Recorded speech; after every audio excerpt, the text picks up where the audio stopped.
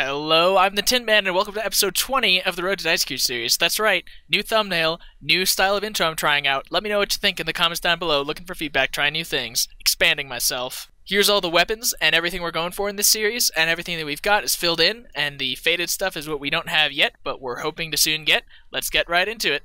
Starting off with some Telos, and that's pretty much most of what I'm doing this episode in its entirety, because I really want to get that Staff of Sliske. I got the first orb recently, and I've had the dormant staff for a while, and the pure orb was super lucky, so hopefully I'm trying to duplicate that luck. Hopefully that active Tempest body sacrifice of dropping two and leaving them there will result in me getting more than one orb, so hopefully aiming for a second, and hopefully third to finish off this staff before hard mode next comes out, because I'd really like to use 292 at hard mode next. That'd make things a lot easier. It'd be a lot easier to, like, you know, get into a solid permanent team for that if we're gonna camp it a bunch till everyone has their rewards. What? No! Oh, no fucking way. No fucking way did that just happen. No fucking way. That... Wow. Okay, yeah, back-to-back streaks, both super low in rage. Like, what? Like, are they trying to just give me a Staff of Sliske before next hard mode comes out? Like, this, they're just handing it to me. This is not even that high of an oh my gosh. Yeah, that just happened. Oh man, I'm not gonna get over this one. That 2 Tempest body drop really made my RNG better. And so the grind began for the third orb. And at this point, it's looking like I might be able to actually do this. Like, I might be able to get that third orb and finish this staff by the time next Angel of Death comes out. And all I have to do is get, like, average luck, maybe, like, a little bit lucky, just do a couple of streaks from, like, you know, 100 to Warden if I can get there, some similar stuff. So I was super psyched to get this, so I was just grinding it out as much as I possibly could. And I was having a lot of fun. I was having a lot of fun trying out new things, doing, like, melee kills, I think up to, like, the low 200s. I was trying, like, to use DPS armor as long as I possibly could for the good DPS. I was trying Maniacal, up into those higher enrages. I was basically doing whatever I could to get the most kills out of it, so I'd do like melee and then mage and, you know, switch back and forth, so I didn't have to like wait for my runic to come back every single time. I could use a more complete aura rotation, which really worked out for me. This was one of the first like really long streaks that I was able to get, instead of, you know, getting a short streak and then getting a drop like I had early on, or Warden where I was doing like, you know, most of it was just singular kills or 2 or 3 kills chained together. This was like a long streak where I got a bunch of kills all in a row. And it makes the deaths a lot more risky. So, like, taking a bunch of risks and stuff like I normally do, I'm going to have to, like, adjust my Telos strategy a bit, especially for things like P4, where on some of the lower ranges I basically just, like, DPS, and just worry about the specs and how many attacks after the font I usually just kind of mostly ignore. Long as fuck onslaught. Let's get this bitch. Tin from the future here, just look at the onslaught hits. Just look at them. And just admire it. Let's get it. Oh man.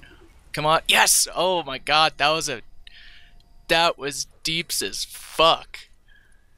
I like got a green bleed and then the beam didn't change, and I pretty much was able to onslaught immediately when Telos was at like 3/4 of the beam, and I got like 2 Dreadnought stuns, and I just like I just zero fonted like a 355 or whatever the hell that was. That was great. Like, if every P5 was like that, that'd be just, like, awesome. Survive. Let's go. Come on. Once again, just look at the amazing RNG of these massive onslaught hits, just saving my ass here. Oh my god, that was lucky as hell. You can see I don't have the little Desert Pantheon aura symbol there, because P4, I messed up so bad. I signed twice on P4 to just... I don't know where my mind was. I just, like, was, like, losing stuff, basically. And yeah, it was bad. And I started P5 with like just my inventory. My entire yak was empty. Managed to zero font it because of the best RNG ever in the world. Thank God. I honestly thought starting P5 there I was going to lose this streak. Sometimes those higher in rage kills were good, but in general, the higher in rage I got, the sketchier and sketchier the kills got, and I was getting the kills by closer and closer margins. Well, I finally died. That last kill was just so dumb. Yeah, it was just bad. Just so bad. Alright, I'm about to start another streak again, and I'm actually going to start from 0 again, because the limiting factor in the number of Telos that I can do per day, especially when I get up into the higher in rages, like 350 to 400, I know that's not high for a lot of people, but that's high for me. I pretty much am just limited by the number of times I can use the Desert Aura, so doing the 0 to 100 doesn't really add on that much time for me. So I'm just going to do it real quick. And I'm also going to augment my Malevolent Kite Shield, because I realized that I was using an unaugmented Malevolent Kite Shield and an unaugmented main hand. And I'm not going to put Aftershock 3 on this, because that'd just be a waste. But I'm going to augment this and put Turtling 3 on it, just because it's a shield, and I may as well. And the main hand, I really should get Drygores soon, especially since I'm actually using melee. But, yeah. Alright, here we go. I actually only have like 21 armor gizmos in my bank, so hopefully this is enough to get Turtling 3. So, let's hope this is good. Dang it. Yeah, got 21, Turtling 2, Venom Bloods. I'm gonna have to make more armor gizmos. There it is! Finally. Turtling 3. That was the 21 from before the 24th attempt, so pretty average luck for Turtling 3. There we go. Dice Malevolent Kite Shield. So I actually forgot to record like the 60 to 100 kills, but don't worry, they were super boring.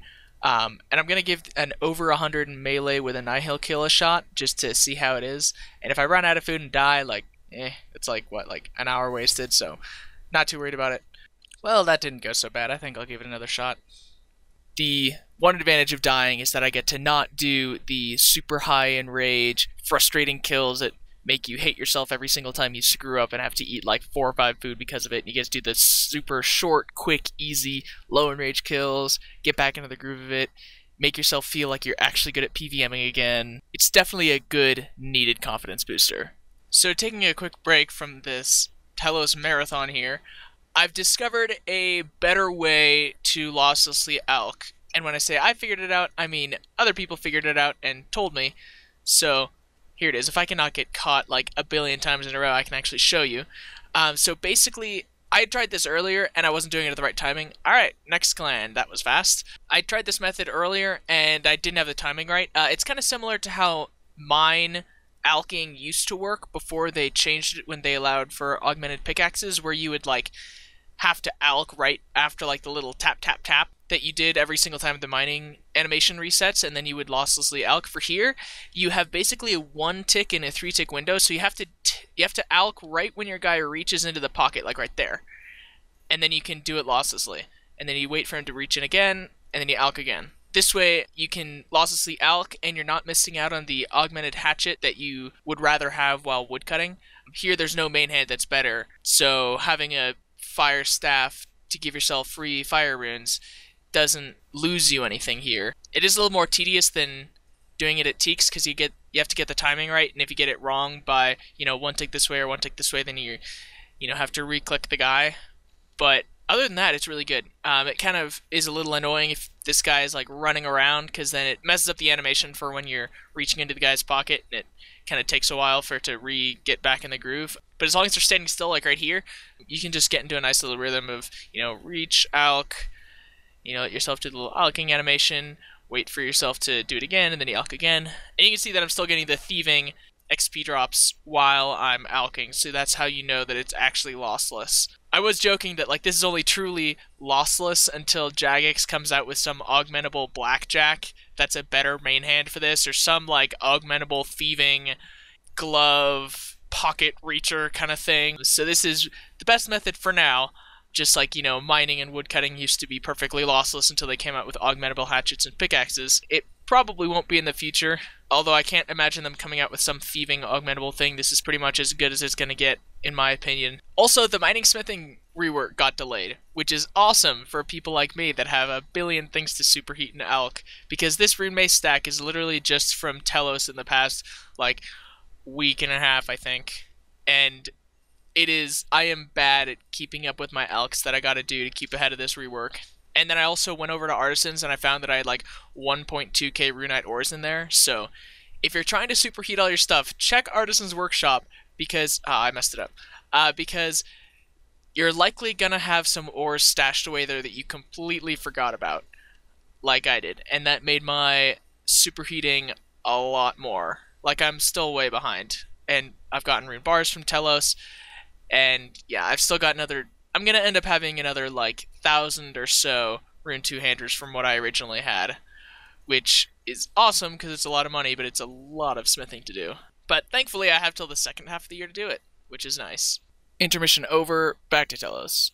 And for some reason for these kills, I was really, really good at making very simple, dumb mistakes and just signing way more often than I should have. Like, most of them were just like P4, I would like, forget how many attacks were before the font, or like, I'd get so much powered immediately after the font, or just dumb stuff like that. There was one kill here where my tectonic legs degraded, and then I just loaded my preset and went to the next kill and completely forgot about him, so I had to do the entire kill with no crackling or enhanced devoted, and no pants, basically, which was fun.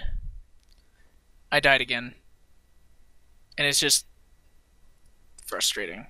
Like, so much dumb decisions and dumb, stupid things, like, it was P4, it was the last font, and it was an insta-stun.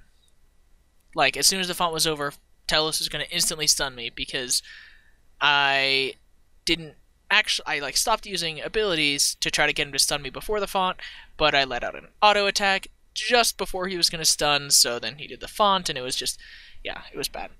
And I neither prayed melee, nor used something like anticipation to not actually get stunned, so I mean, it wouldn't have mattered. The initial melee hit that stunned me also killed me, so I wouldn't have even, like, didn't eat up or anything, And I thought I still had, because I signed the first kill of the hour, I thought I still had 2 signs left. Turns out I used the sign at something else, and I didn't actually have my real sign, so I just had the one Desert Pantheon Aura sign, which I, of course, used on, I forget what, I think it was a So Much Power that I also screwed up on, so it's just, dumb stuff. I mean, at least it was like a 31 kill streak, because I started at 0, so bright side, I get to keep 75%, and I did get a lot of stuff, like lots of energies that I can use, rune bars, more rune maces, which I'm still in the process of alching. Like, if I continue doing Telos, I'm literally never going to finish alching stuff, because I'm going to get rune items faster than I can alch them.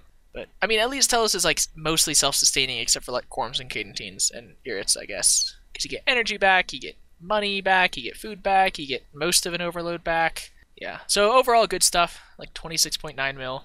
I want to get this done.